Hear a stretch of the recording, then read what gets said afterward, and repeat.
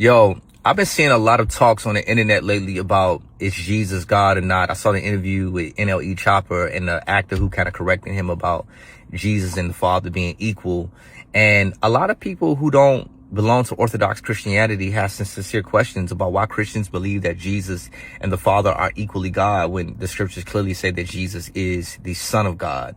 And I think it's valid, rational, and sincere questions. And I welcome those questions. When we look in the scriptures, we see that sons of God are referred to different beings in different contexts. We see in the book of Job and also in Genesis, angels being referred to as sons of God, right? Because of Jesus' life, death, burial, and resurrection, we see human beings being adopted into God's family, given the right to be called sons and daughters of God. But when Jesus comes on the scene, Jesus doesn't claim to be the Son of God by creation like angels, nor is he claiming to be the Son of God by adoption like human beings, but he's claiming to be the Son of God by nature. And that's the difference. This is the reason why when the only begotten Son of God or the only begotten Son is translated into the Greek language, it is translated into the monogenes theos, the unique and one of a kind Son, or the unique and one of a kind God, because his sonship is unique than our sonship or angels' sonship, right? Because when someone claims to share the same nature as a holy and a righteous God,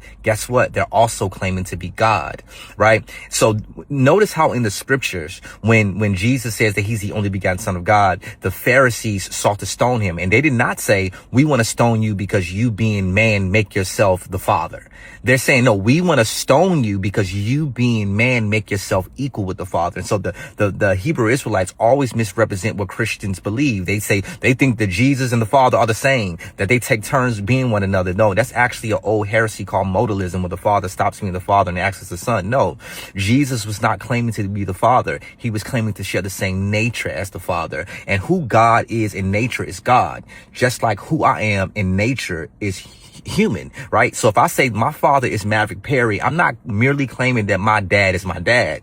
What I'm also claiming is to share the same nature as my dad. And in our nature, in our essence as human beings, he is not a greater human being than I am, even though our roles are different. So in the same way, the Father and the Son are not the same person, but they share the same nature, right? They have always existed with one another for all of eternity, loving one another, right? Because they're both equally God who share the same nature, but with two distinct roles.